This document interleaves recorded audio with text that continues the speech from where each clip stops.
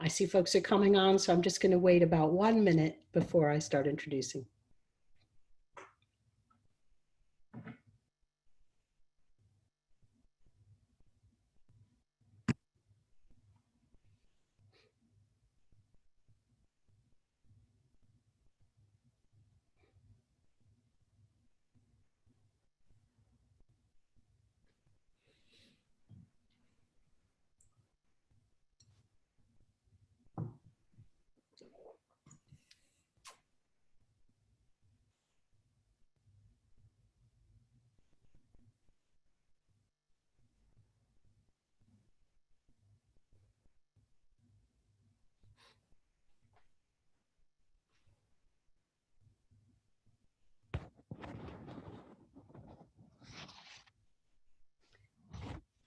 Hello, my name is Mariette DiChristina, and I'm the Dean of the Boston University College of Communication. I'm a COM alum myself, and also the parent of a recent BU grad who graduated in 2018. I want to welcome you to today's really special virtual event. The title is Making Binge-Worthy Programs, How Research and Analytics Are Shaping Today's Content. I want to tell you that this event is being recorded, and I'm going to give you a couple of other housekeeping items before we turn to our wonderful speaker. Today's event is part of a series of virtual events that COM kicked off this spring, bringing together experts to talk about how professionals are approaching communication in a changing world. Please remember to put your questions in the Q&A box that's at the bottom of your screen rather than the chat. After the speaker's remarks, we'll have lots of time for questions. Please put them in there and I'll be happy to convey them to the speaker. Now it's my genuine pleasure to introduce our speaker, Stephen Bolton Wallace. Welcome, Stephen. Thank you. Great to be here. I'm going to share Stephen's bio with you, and then he will give us a presentation and a few remarks, and then we'll come to questions. So at any point, feel free to put your questions in the Q&A. So Stephen Bolton Wallace has more than 20 years leadership experience within top US and European consumer entertainment and communication brands and global technology businesses. He's among the industry's pioneers in bringing innovative data and research-based approaches to film and television development in highly competitive consumer markets. For instance, he's helped launch or reposition several high-profile brands and products such as HBO, Microsoft Kinect, Xbox One, Apple iPhone, and Orange. Most recently, Stephen led strategy, research, and analytics for the world's leading premium TV service, HBO, and its new brand, HBO Max. As part of the executive team, he developed the business strategy for broadening HBO's reach and the expanded content strategy to evolve from a linear TV service into a major streaming service across Warner Media's TBS, TNT, CNN, and Warner Brothers properties. He's worked on shows also such as Westworld, Big Little Lies, Euphoria, Last Week Tonight with John Oliver, and Vice News Tonight. And now it's my distinct pleasure to introduce you to Stephen Bolton Wallace. Over to you, Stephen. Thank you. Thanks for the gracious introduction. And I'm going to click to share my screen here. So hopefully you'll be able to see this. An affirmative nod. Okay, good. So it's really great to be here. I appreciate you all taking time out of your schedules to kind of listen to what I've got to say. I'm usually kind of doing these things on a stage, and sort of I have a very energetic kind of bouncing around style. So it's very uncomfortable for me to sit here in the seat and not move. And so if you see me bouncing around, it's because it's just my passion for the subject. You know, I'll probably talk too much, so you'll have to give me cues to shut up.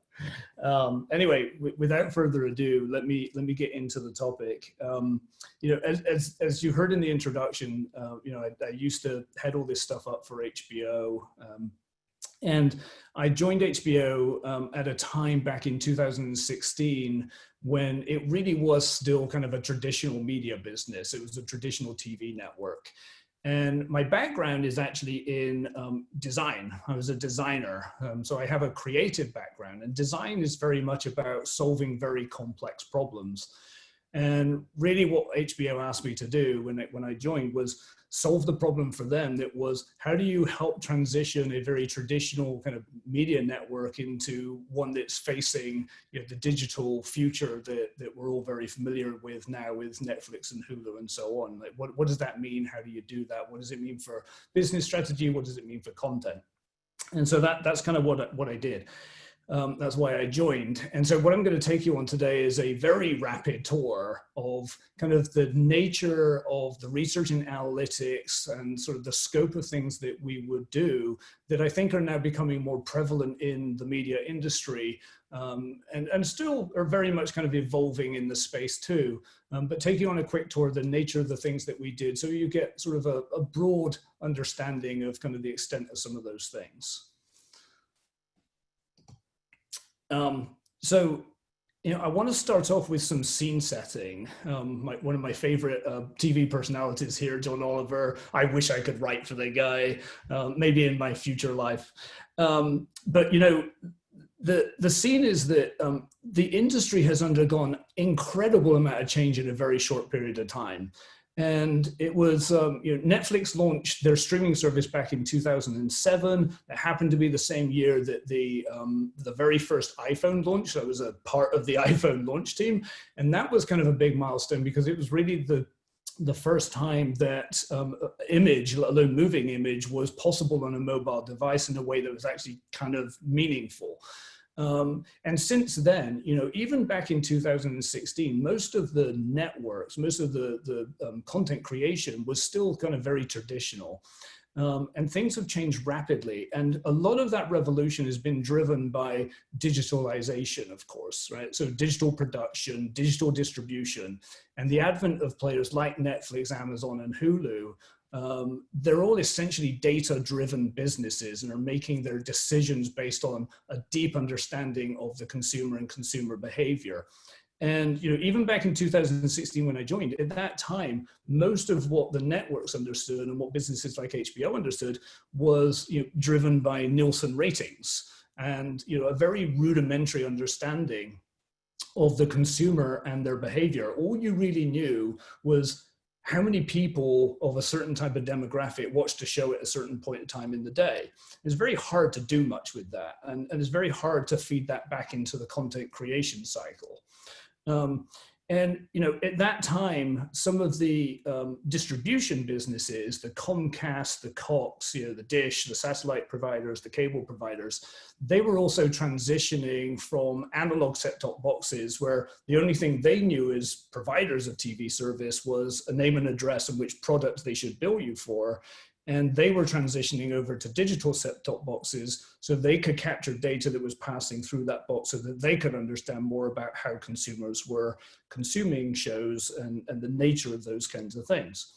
And so now we're in a world where there's very rich granular data about how people are consuming. And that data can be fed into a loop to help learn about what to produce and the nature of the content mix and the volume. In that old world, of course, you know, there were questions that were answered by very finite kind of conditions. If you said, how much content do I have to produce? The answer is, well, you have a certain flavor of content you put on your channel and there's 24 hours in a day and 7 days a week. So you know how much you need to produce for that. In this new world order of SVODs, the on-demand services, there is no time limit.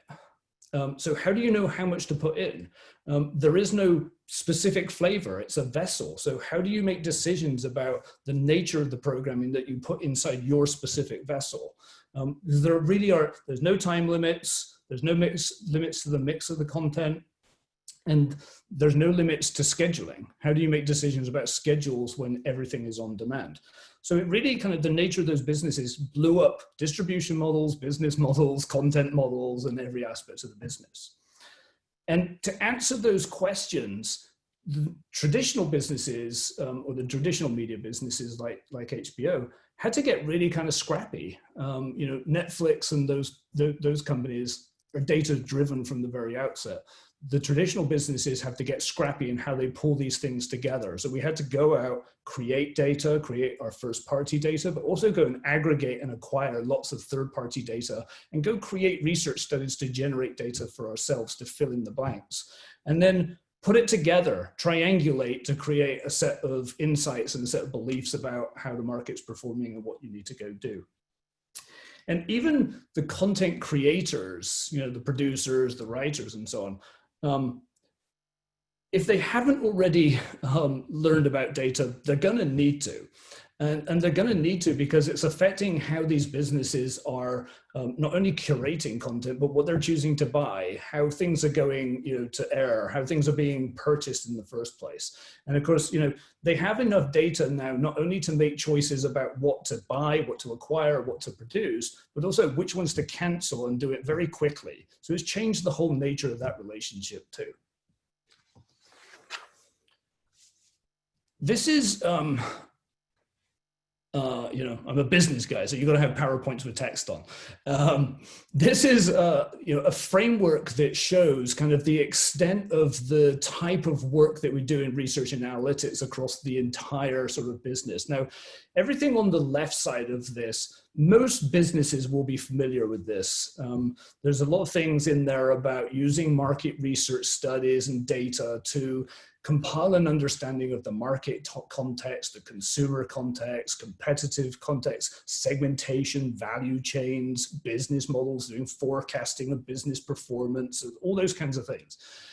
And then, of course, there's a lot of work that is also fairly well-established practice in generating the brand, creating awareness, managing it through marketing and distribution, acquisition modeling, product development models, marketing optimization models, how to best spend your marketing dollars to get the biggest bang for the buck, and so on, all the way through purchase. That's all fairly well-established. Although many of the media businesses were not doing some of these things because they were focused on content creation, and that sort of, it's almost like research and data-driven insights were kind of the antithesis of their businesses. They're gut-driven, intuition-driven, and so on. So it was kind of sporadic and patchy. And then on the very far right side of this, the digitization of distribution and production has enabled this whole new area that in some other online businesses are sort of common things to do, but in the media space were very new things to do, where you have this very granular user level data that you can use to understand behaviors and patterns and to build predictive models, to start building models that anticipate the future and use them to forecast the future. And it was part of this sort of rich set of data that's really kind of transforming how things are done here. So you can do everything now from, on a granular basis, understand what one individual viewer is doing, what shows they're watching, what their content preferences are, how they get from one show to the next, how they're searching for shows, how that impacts what they engage with. Unlike the Nielsen side where all you know is how many people watched, in this world you know whether they completed a show, how far they got through before they abandoned, what they abandoned to. And so you can build recommendation engines and discovery engines, but you can also build predictive models of their engagement levels and start to play with some of these things and change the product and the content mix in order to optimize their experience inside your particular service or business. So it's really a very different world that we're playing in now. And of course, the businesses are doing all this because they're running a business. They need to attract subscribers and make money. And the creators may be thinking about their art, but the businesses are thinking about their subscribers, and they're thinking about the cost of the content, and they're thinking about advertisers in many cases too. And so that's just a part of the ingredients of having to drive success. And the measures with which these companies are measuring success now are very different. It used to be, it was all about how many people showed up to watch your show, and the content creators would get emails and notes about how big their audience was. Now it's much more about how does that show create a subscriber, and how does it create engagement so that subscriber continues to pay you for your service. And so the measurements of success is very different. So I talked about kind of triangulation, which seems like an odd thing when there's 5 circles on a chart, but but it really is just, it's about how you pull those things together. And there's some key concepts here that I just wanted to walk through. One of the major things was, if you start at the bottom of this chart where it says brand, you have to kind of, in this new digital world, you have to fundamentally decide what kind of service are you providing to the consumer. It used to be that consumers bought a package of channels to watch, and within that, they don't necessarily understand the value of any individual channel. They don't know how much is being paid to Discovery versus A&E versus Fox. They just know there's a bundle, and they know the rough nature of that bundle and whether they're sort of gold, silver, or bronze. But in this digital world, you're making a choice about a specific service, and you're making a choice about a specific service that is likely to be added to your existing pay TV service. So you kind of have to decide, what do you want to be? And then what you want to be affects how much volume you need to have in that service, and what the content mix, what the flavor profile is of that service. If you were, like HBO was, a premium service, what you needed was people to show up and watch a certain flavor of shows a couple of times a week, a key drama, maybe a movie and a couple of comedies, and you were good. But if you're trying to be a Netflix serving all people with all tastes, the only thing you're not doing is live news and live sports, where you've got to have a significantly higher volume to appeal to those tastes, and you've got to have significantly higher volume to suit the different occasions. So you've got to decide what you want to be. The next piece of it is, and I just mentioned it, taste segments. So we all have very different tastes. What I like is not the same as my wife likes, or the same as my kids like, or my best friend likes. We all like very different things. And so you have to figure out, within the context of the nature of the service you want to provide, like, what tastes are you satisfying? How many people have those kinds of tastes? And how well are they being served by you? And how well are they being served by other people in the TV ecosystem? Because that's what it is. It's an ecosystem. Once you've done that, there's also then a time and a place context to how people make the choices about what they want to watch. So you don't always watch the same thing depending on where you are, who you're with, the time of day of week, what mood you're in. And even these, what we call the viewing occasions, they have a certain size, they have a certain dimension. Some viewing occasions occur more frequently than others and last for longer than others, but they have a sort of a different profile. And the nature of the shows that we pick to watch depends on the viewing occasions. So you've got to understand people's tastes, but you've got to understand the viewing occasions and the demand for that taste within that viewing occasion. Last but not least, you also have to understand the efficiency of the content. And this isn't just about the cost efficiency of the content, it's about the efficiency with which any particular program generates a viewing minute, because that's what these services care about. They care about, is that content efficiently creating engagement with the consumer, because that's what keeps them inside my service. And so different content, different shows have a different content profile that's a balance of, how efficient are they to make, but also how efficiently are they generating a viewer and a viewing minute. You could very cost effectively produce a lot of reality TV shows, but will that translate into a lot of subscribers? You can create high-end dramas that may generate massive audiences and create a cultural phenomenon, but they're very expensive to produce and they take a long time to produce. There's a certain number you can make in a year. You could make more documentaries and be more highbrow and informed, but do enough people care about the specific topics? So this is all about understanding that balance of who likes it, how many people like it, how many viewing occasions does it serve, how efficient is that content, and how efficient is it to make. You put it all together and you have kind of a framework for creating a content strategy. One of the So I talked about the viewing occasions, and this is just a little bit of kind of a deep dive into it. So, we get involved in all kinds of research and analytics. And, this one is an example of how we use kind of cognitive understanding and behavioral modeling to understand within a certain viewing occasion, how do people make choices about any particular piece of content? How do they choose to watch Killing Eve versus watching Game of Thrones? Like, what drives those decisions? And the way that we got to this was we went out on a massive scale basis, and we asked people to diarize how they were making their choices and what the conditions were around those choices. Who were they with? What time was it? What drove that choice? And we did this over a long period of time so that longitudinally we could track changes and see how people were behaving. And this is just a sort of a simple representation of sort of the mental models that we found people built in order to make their choices. So at the very top of the pyramid here, what happens is people are constantly being bombarded with information about new shows, whether it's through advertising and promotion or hearsay from friends and their social network, on the TV itself. They're being bombarded.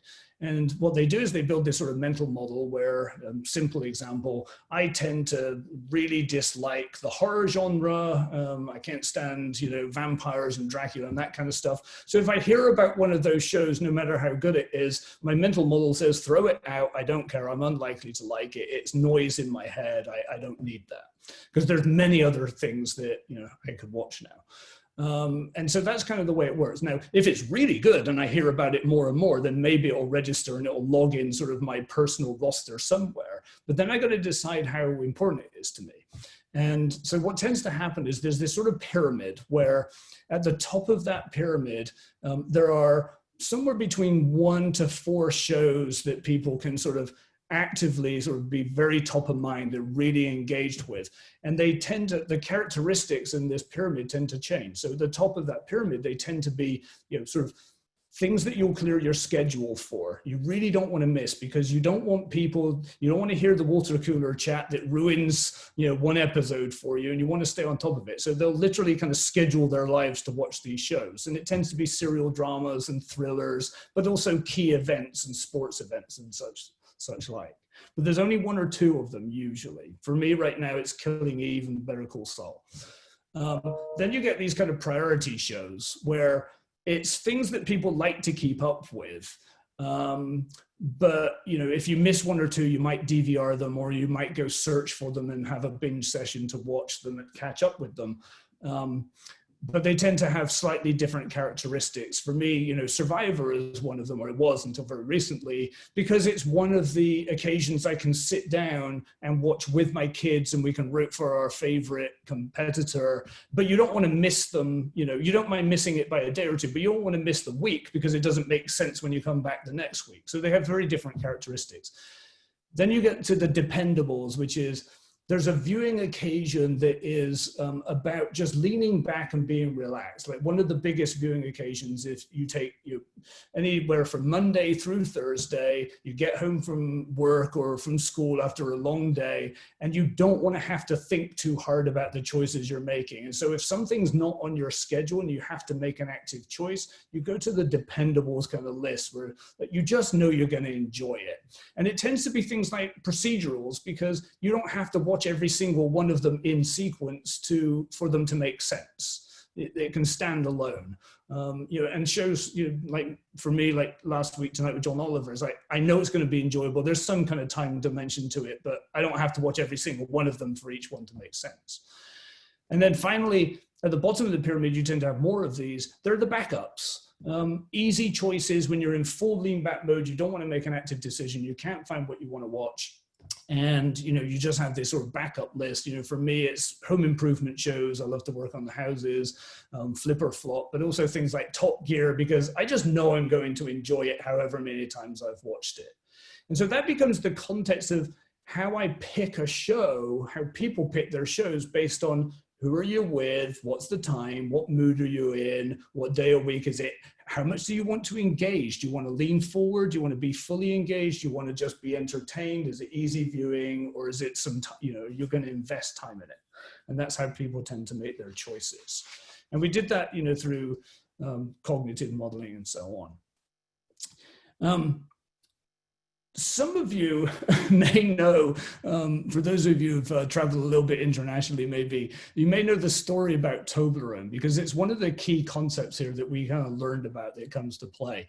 The story of Toblerone is it's this delicious Swiss chocolate in triangles with a little gap in between, so you can break a piece off and just savor one piece at a time. And what happened was sometime, I don't know, 15, 20 years ago probably, there was some EU regulation and some price pressures that meant that the manufacturer of Toblerone, had to cut costs. And what they did was they increased the size of the gap between the triangles, and there was consumer rebellion. Their sales fell by about 20% within a very short period of time, and it really hurt their brand, and they had to reverse course. And that's kind of a lesson that applies to the on-demand TV world. In the linear world, you had a schedule. It's appointment viewing. You know what to expect at certain times of the day. In the SVOD world, those constraints don't apply. And so what we discovered is gaps are bad, and big gaps are really bad. But what was key here is the fact that the nature of the gap and the size of the gap depends on your taste. So it's not a universal thing.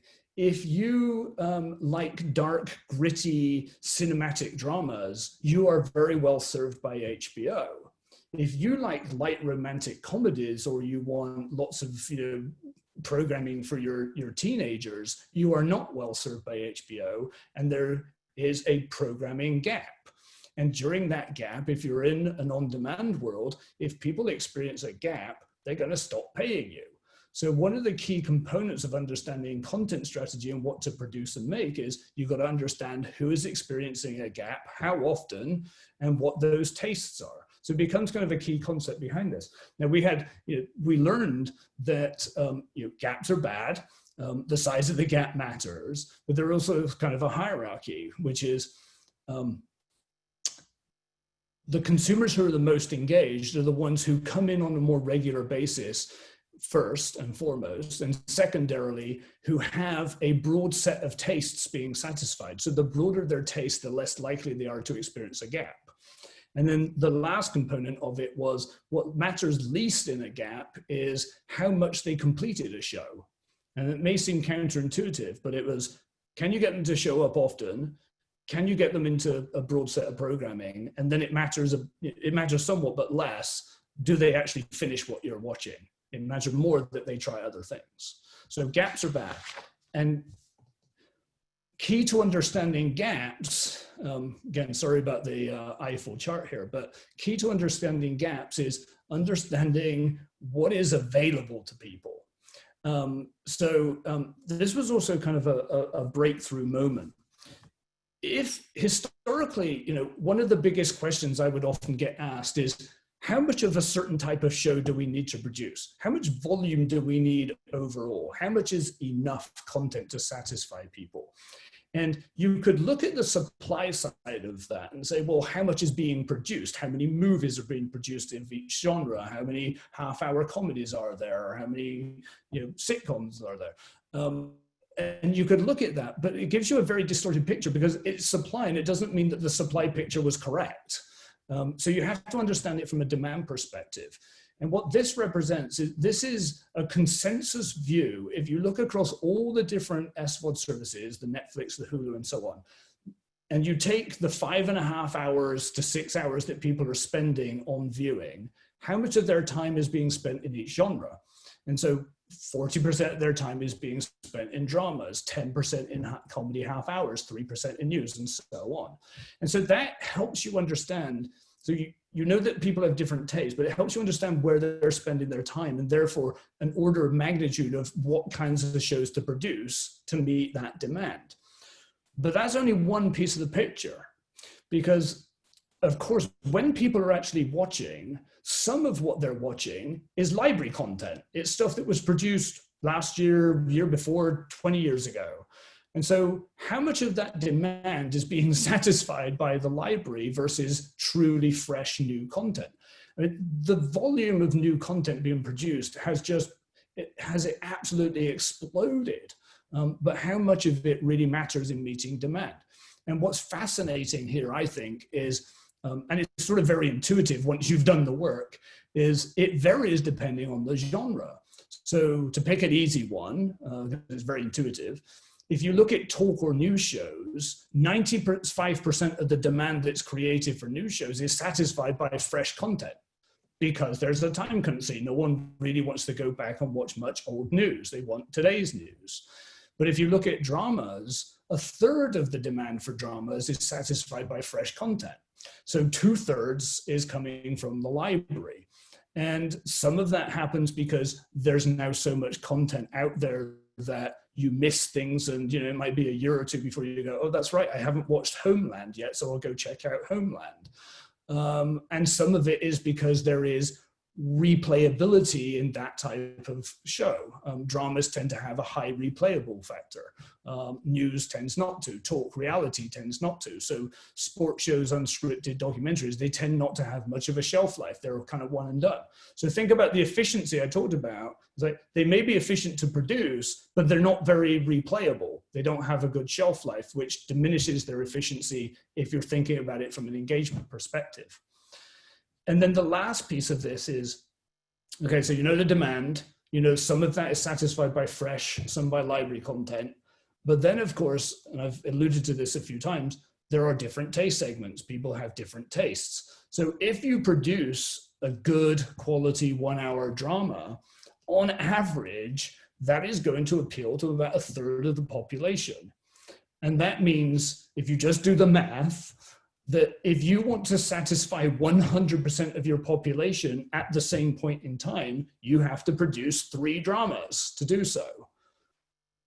In the case of comedy half hours, they tend to satisfy about 11% of the population. So if you want to satisfy 100% of the population, you have to produce 9 of them.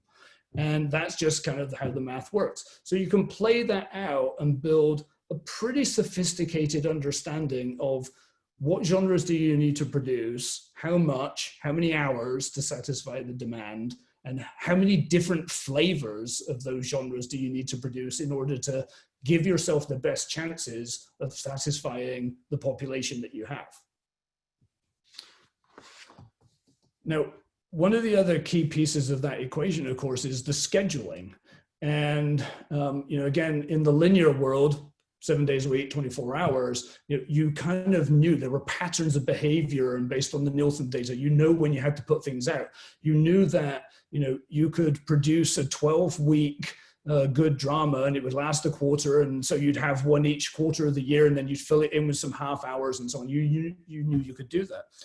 But when you get these SVOD services and there aren't those time constraints, how do you understand whether that's a good strategy or whether you should release all at once? One of the biggest questions I often face was, are we better off, releasing all at once and enabling binge? And this chart is the answer to that question. And in very simple form, the answer is no. So what happens is, what this data represents is the viewership that shows up based on the release date of the show, starting 2 weeks prior when there's a build up to what's going on. And then you see the spike occur when the show actually gets released. And then, in the case of Netflix, this is real data, by the way. In the case of Netflix, there's a peak and then it drops off very quickly. And in the case, of course, they release everything all at once. In the case of the premium shows, Game of Thrones and Westworld, what happens is you release, and then there's water cooler chat, and there's a schedule, and there's anticipation for the next episode. So there's another peak, and then there's another peak. And you see seasonality, and you see patterns evolve over the course of the show. But the area under the chart, this is what I call the area under the chart, represents the total audience. So if you add up the entire audience under all those little peaks when it's released episodically, it equals a larger audience than if you did it all at once. And some of the numbers are quite astonishing. So in Netflix case, when they release something, even things that could be episodic, about 60% of the total viewership they will ever get to that show occurs within 2 weeks of the release. And about 80% occurs within 4 weeks of the release. And then there's this very long tail. And so they've kind of built this monster that has to be fed. Because when you think about the gap, the Toblerone picture, if you release something and it's all done after 2 to 4 weeks, then next month you have to release something else. And then next month you have to release something else again.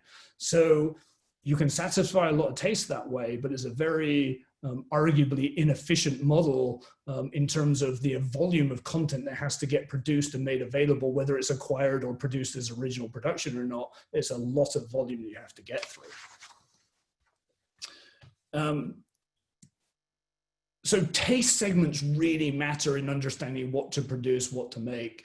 I won't dwell on this one for time's sake, but you know, one of the things, this was one of the key learning lessons for us, it's very common in all kinds of businesses to do cluster analysis, to develop segmentation, to understand their target audience, their markets. And so we did the same thing. So we looked at the HBO data and we said, okay, we're going to do some, you know, clustering, but not based on payment performance, but just based on taste. Like, what shows are they watching? Do we have discernible segments of people where we can say, oh, there's an audience this big for this kind of show, there's an audience this big for this kind of show, and help that inform how much we produce and what kinds of shows. And it seemed like a genius thing to do, and it was certainly very helpful. But in the course of doing it, we realized it was fundamentally flawed. And the reason it was fundamentally flawed is because if you take me just as an example, an HBO customer, I love Game of Thrones and I love Succession. I love the gritty, you know, I love The Wire, the gritty dramas. But then outside of HBO, because that's the flavor of content HBO serves me, but outside of that, I love Flip and Flop and Top Gear and some reality shows and Survivor. And you would never know that by looking only at our data. So you have to go look at other people's data and build a broader worldview of what's going on. And when we did that, you know, we found some pretty interesting things. So we had to go and acquire a lot of third-party data. And it's a very data intensive exercise, and we had to go create research studies and pull in and create new data.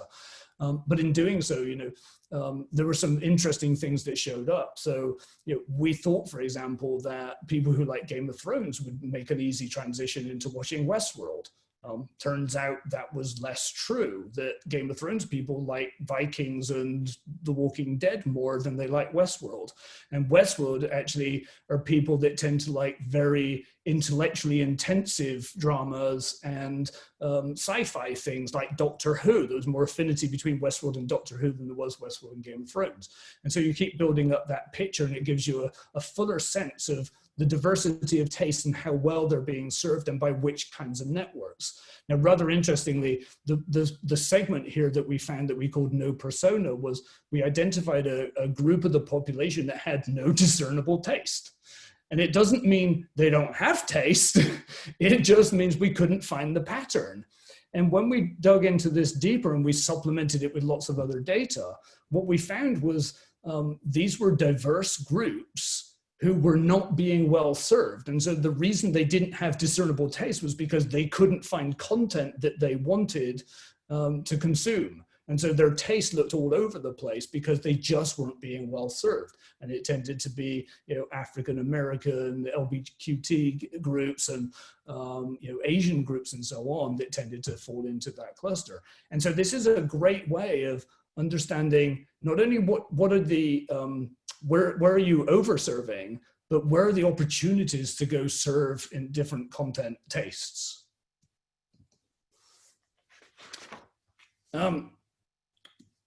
So that most of what I've talked about so far has been about how you use data analytics and research to kind of create content strategies and to provide kind of a framework around that content. So, you know, where do you go spend your money? What types of shows do you go produce?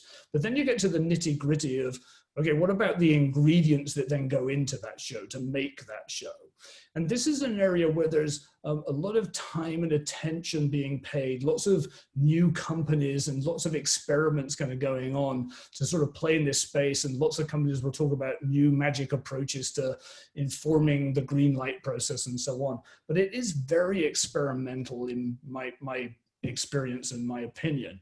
And we've done a lot of this. We experimented a lot with this, and I think some of it's successful, and some of it, there's some really valuable learning to be had about how to use data and analytics in the creative process.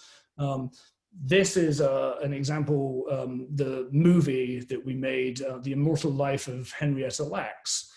And what we did was we used a data and analytics approach to help make the movie the best it could be. The particular approach was, we had a movie theater, a lab that looked like a movie theater with eye tracking, biometric devices to measure galvanic skin response and heart rates and those kinds of things, and models where we can translate that into emotional response. And we had people come and watch early edits of the movie, and we're tracking them, frame by frame, second by second, to see what their responses are. We pre-surveyed them so we understand who they are, what their tastes are, some of the demographics, but also things like, in this case, whether they had read the book about Henrietta Lacks or not, so that we could look at the data that was coming back and we could watch it in real time, and we could understand scene by scene, frame by frame, how people were responding based on their profiles to the movie, and then make edits based on that. There were some scenes where it worked really well for everybody. The green shot here is a real shot where Henrietta Lacks in the movie is being bathed in an image of her own DNA. And it was a really magical moment that resonated with absolutely everybody. And then there were some really tough scenes in here where there was diverse polarization in the audience, where some people, I don't want to say liked it, but it resonated with them, they understood it, and then other people just really kind of like were horrified by it, and we could make some edits. And so we had the writers and editors doing this with us, and we made edits, and we made it the best we could be for the audience that we wanted. So there are approaches like that that are becoming really interesting. Another one that we did was we invested in a technology that actually came out of the CIA that uses facial recognition to code emotional response to watching video. And you can use that, you're looking for joy and surprise and fear and anger, and looking at that literally second by second as you show the particular film, to see whether you're generating the responses you want. We used a similar approach for Big Little Lies, where we suspected that there was a problem about midway through the series, where people felt that they'd solved the murder mystery, and because they thought they'd solved the murder mystery, they became desensitized to the rest of the show. They tuned out, if you like. And so we went back in and we understood what was going on, and we found one specific scene based on their responses, one specific scene where it seemed to give away the too many clues to the murder mystery. They thought they'd solved it, so we went back, edited that, and solved the problem.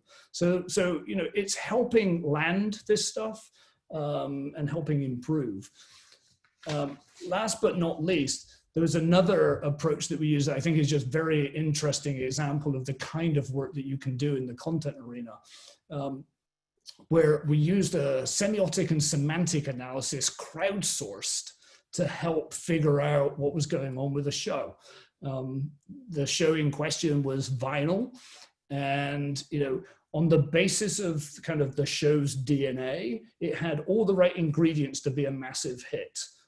It was Martin Scorsese, it was Mick Jagger executive producing, it was about music in 1970s New York, a popular topic.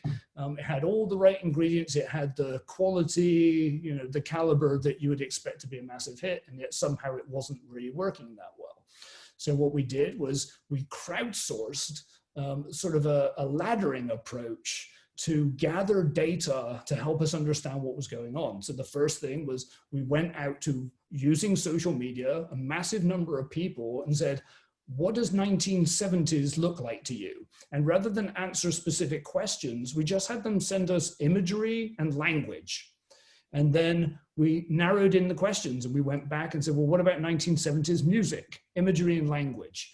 What about Mick Jagger? What about, you know, specifics to do with the show? What about the music scene in 1970s New York? What are these images and language? And then we use natural language analysis tools and image analysis tools to identify themes and sort of build sort of a library, if you like, of the DNA of 1970s music in New York, and then compared that to the DNA of vinyl as a show.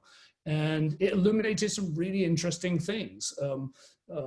In very simplistic terms, what the consuming population, when they thought about music in 1970s New York, it was positive, it was vibrant, it was upbeat, it was colorful, it was about war and peace, it was about a time of creativity, but it was also a time about women's empowerment and burn the bra, and movements and free speech. And then when we looked at the profile of the show and the description of that, it was dark, it was moody, it didn't even have great music, in many people's opinion. And it was about a drug scene, and it wasn't uplifting. And it specifically didn't have any empowered female characters. And that was a key missing ingredient from the show. And so it was a very powerful way of understanding performance outside of just looking at how many people watched it and asking them questions. And that's the kind of stuff that is developing in the future. There are a lot of people out there, some of my compatriots in other businesses like Disney and so on, who are looking at how do we generate the DNA of a show and use that to make better decisions about how to make each show the best thing it can be. Very challenging still to use that in greenlighting, but that's the kind of way that we're playing. So that was a very quick tour of kind of the scope and the nature of the kinds of things that, you know, that we get up to and that are becoming more accepted and more commonplace in the media industry. Thank you. That was amazing, Stephen. Appreciate it. Maybe we want to stop sharing the screen so people can see your face a little bigger while we do questions and answers. There are a number here from folks who are curious to know more. I'm going to take it as wanting to get started. You know, there's a question about what sort of data would you, recommend producers go find?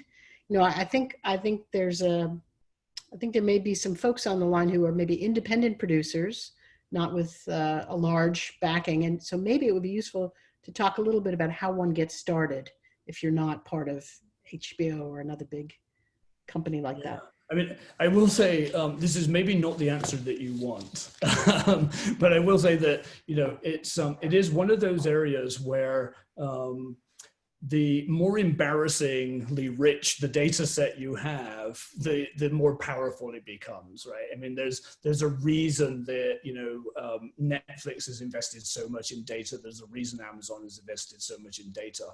And I think, you know, one of the common questions that we would get, even just as HBO, would be from producers saying, well, can you share that with me? Because it's ridiculously hard for me to go and get that.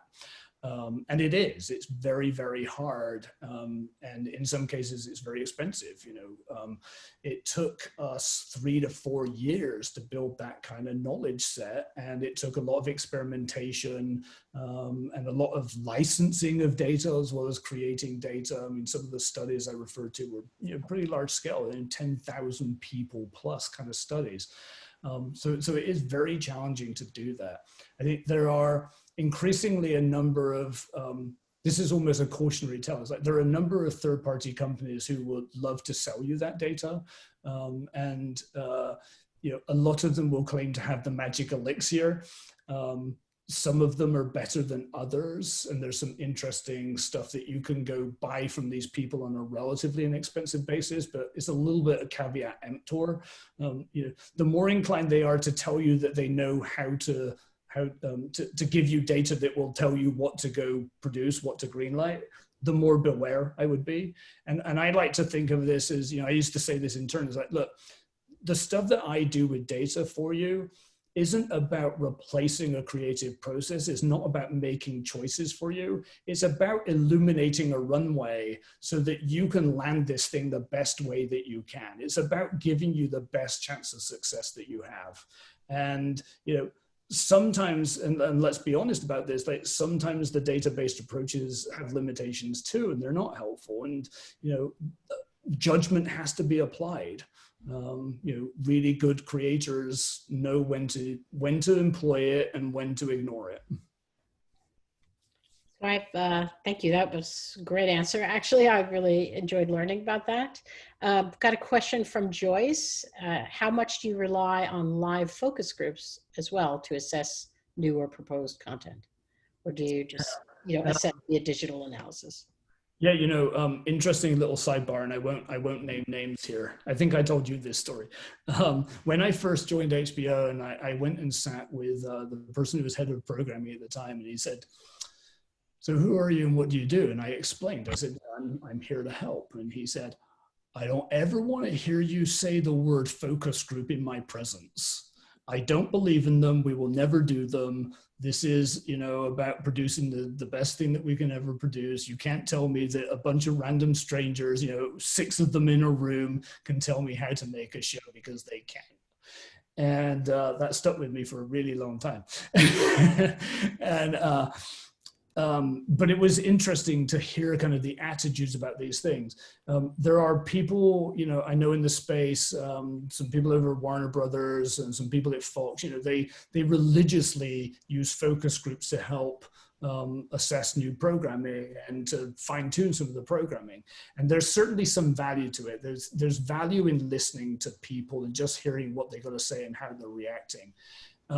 But where people often go wrong with the focus groups is either not being careful enough about what they need to learn, or not being careful enough about how they structure those groups and who they talk to. They're either underrepresented or representing very specific subgroups of the population. But there are some real challenges to it. I would, you know, my advice to people is like, don't rely on it in isolation for sure, because you can get a really bad read. Westworld is actually a great example. We started off doing some focus groups for Westworld before Westworld had ever aired. We had some concerns about it, and we started off by doing some focus groups. And after we'd done about 16 groups, we couldn't figure out which way was up. And the problem with it was we couldn't figure out, based on the structure of those groups, whether the show was resonating or not with, you know, old people, young people, males, females, people who like sci-fi, people who didn't like sci-fi. And it took one of the more data-based approaches that we then experimented with to realize that the reason that we couldn't figure out what was going on by demographics was because demographics were completely irrelevant. And what really mattered was people who loved the show were intellectually curious people, and people who wanted something that was, you know, just entertaining, pure lean back entertainment, just found it too much hard work and too confusing. It had nothing to do with the demographics. If we'd only relied on focus groups, we would never have figured that out. But there is a place for them. Oh, thank you. A question from Jennifer. Has the pandemic or staying at home revealed any interesting watching behaviors? I don't know, because I've been at home. I think, you know, that generically what's happened is many more people, there's been this sort of resurgence in live TV. And of course, many more people, especially at the beginning of the pandemic, were watching a lot of live news and so on. There have been changes of behavior forced by lack of access to things like live sports shows.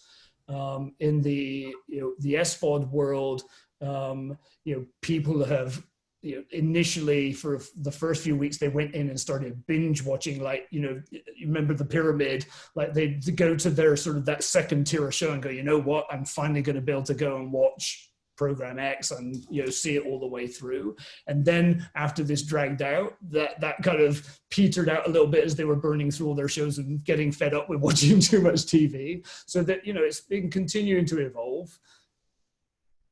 Thank you. Here's a comment from Jessica. It says, thanks, Stephen. Brilliant work. I just wanted to ask you if you have any books, lectures, or even job types we should look out for if we're interested in learning more about how to get involved in your field of expertise. Best wishes, and please keep safe. Well, thanks, Jessica. I keep a book list, and I don't have it at hand right now, but I do keep a book list. They tend to be sort of more broadly about kind of the use of data and analytics in other fields, because the honest truth is that very little of the cutting edge stuff has happened in the media industry. It usually happens somewhere else and then can be kind of ported over and sort of experimented with here. I think, some of the most interesting stuff that is going on is around understanding DNA and the concepts of DNA and how those concepts can be applied to programming. The broad idea is, I'll have to use an example from my own life. I'm pretty good at following instructions, right? So if someone gives me the instructions to make a really nice Christmas pudding, I could follow those instructions. However, my execution is going to be terrible. No one will want to eat my Christmas pudding. There's some magic that comes in knowing how much air to beat into the mixture, how long to let it rest for, what order to put the ingredients in. There's some magic that comes from experience. And, my mum will make an incredible Christmas pudding, but I won't. It'll be a disaster. And she has that experience. And that's a little bit of what the whole DNA thing in programming is about. It's like, look, we have metadata today that helps us understand theoretically, what leads to success. There was, I remember a long time ago, some people will be familiar with this, CBS has this facility called TV City over in Vegas where they drag people in and they have them watch pilots, and they've got this kind of set of questions that they ask. And, I went and spent some time there, and they said, well, what do you learn from this? And they said, well, so if you're going to do a 30-minute sitcom or a 22-minute sitcom, you need a blonde, funny character, a guy, who has these kinds of traits, and they have to come in at this certain point. And the problem with that is, like, it becomes very formulaic. You lose the magic of those ingredients. It's like, how do you use DNA type understanding of a show to figure out where the magic is, and can you recreate that magic? Can you take that learning and apply it to another show? To give yourself the best chance of success. I mean, there's lots of really interesting stuff like that, but most of the time I spend learning about these things are actually from other fields, and then figuring out how can we apply them in this space and experiment with them. Thank you. We still have about 4 minutes, so I want to ask a couple more if we can fit them in. This one is from Patty Tan. Would you share what is an exciting challenge that you've been working on recently, and how do you deal with online research? Recently, so one of the most interesting things that is a very kind of recent thing was we developed this thing called the content model. And what the content model is if you think about all the ingredients that I talked about today, we put all those ingredients together in a very sophisticated software model that allowed us to calculate with some real precision exactly how many hours of each type of show, or how many minutes actually, exactly how many minutes of each type of show we would need in order to generate the audience engagement that would be optimal to maintaining subscribers inside the HBO Max service. So there's actually science behind the exact content mix and the volume of that mix inside the HBO Max service. Wow. I don't think that had ever been done before. That's really cool. And maybe, let's see, maybe there's time to do one last one if I can find what looks like a quick one. It says, it sounds like, this is from Angela, it sounds like some of the key issues your data revealed was lack of content for minorities, and in one case, a lack of strong female character. Have there been efforts to include more diversity on the corporate side so those voices are heard from the get-go? Yeah, that's a really great question. And the answer, I'm not with HBO anymore. I'm moving on to new pastures, but I know them well enough to know kind of the history here. There are multiple initiatives that they put in place, and in fact, some of them date back to kind of their cultural DNA as an organization themselves. We always used to kind of proudly say that HBO was an organization and content and programming. It was all about enabling people to have a voice, and we always wanted to present as diverse a set of voices and opinions as we could. So behind the scenes, there were lots of initiatives at HBO that were about having people of minority, females behind the camera in production roles, making sure that they're doing the recruiting, so that it sort of becomes just a part of who you are. And I think we had a very proud history of enabling creators from all walks of life and all walks of the world to come to the table and produce for HBO. That's one of the great things about HBO as a brand and organization. One of the reasons I loved being there. Super, thank you. I'm so sad that we're at the end of an hour that went like that. I think we all learned a lot about, I love this thought of generating the DNA of a show and making better decisions to make a show the best it can be, or a movie or anything like that. And I love where we just ended on the idea of enabling people to have a voice, which it strikes me as just super important for communicators everywhere. And that's the mission of the College of Communication. So I just want to thank you again so much, Stephen, for joining us today. I'm sorry for folks, I didn't get to everybody's question. There were a lot of questions in there and a lot of good ones. And I just want to also say that this recording will go up on the website where we originally found it. And thanks again so much, Stephen. And I hope everybody has a good rest of the day. Thank you. Thank you.